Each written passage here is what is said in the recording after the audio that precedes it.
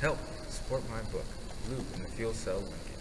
Hi, I'm Lou, in a library fit for Harry Potter, and can't find an entertaining, educational book on fuel cell cars for kids. As a fuel cell proponent, I know this challenge must be met.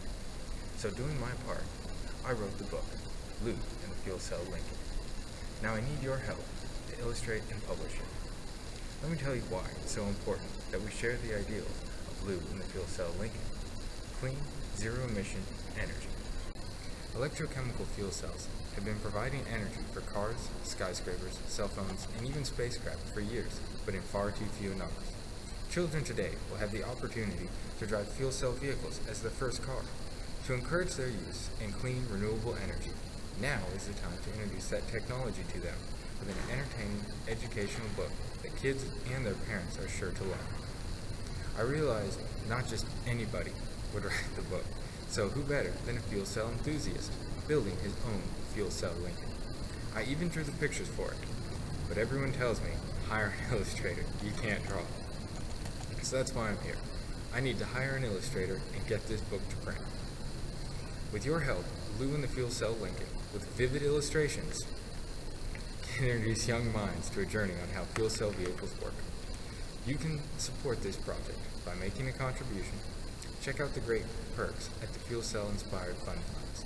And do share the story of Lou and the Fuel Cell Lincoln with the children around you, with your friends and family, and do post it on Facebook and Twitter.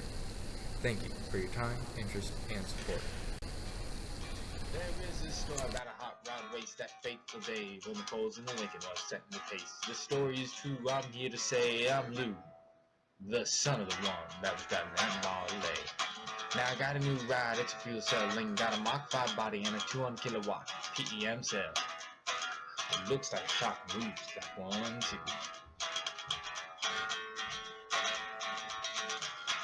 It's got a warp 20 motor with magnetos and a single speed drive that just can't stall. It's got ultra capacitors and zero exhaust with hydrogen power, you can really get lost.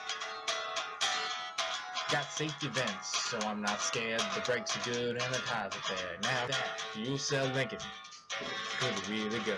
Now along about the middle of the night, we're whipping along like green folk mine. Then all of a sudden, like a blink of an eye, a Tesla sedan passed us by. Well, Mark was made, that's the car for me, but for them the taillights were all you could see. Now some fellas in Dakota were ripping me from being behind, so I started to make that fuel cell Lincoln unwind. I took my foot off the H2 gas and oh man alive, I shoved it on down into electric hyperdrive. Well, winding on up to 212, I knocked the speedometer cable off the end. Foot was glued like lid to the bowl, that's all there is, and there ain't no more. I went around the corner and I passed an old tanker truck, crossed my fingers just below. My fingers was a-clicking in the guardrail post, told this sign to me, white as a ghost. The commander was pale, he said he was sick, but me and that Tesla was still neck and neck. I guess they thought I'd lost my sense, as the telephone pole looked more like a picket fence.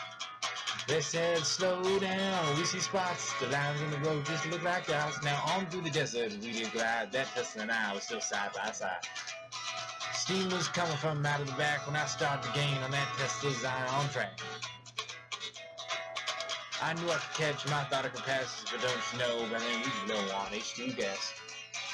They had sparks coming from out of the side, you could feel the electrons, man, what a ride. I said, look out boys, I got a license to fly, and that Tesla pulled on over and let us fly.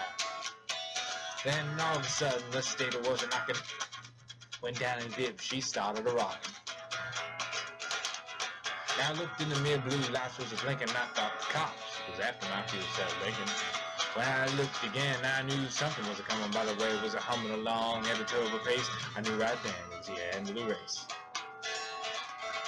When it flew by us, I turned the other way. The guy on the Tesla had nothing to say. It was a kid in a hopped up hydrogen Marine GT.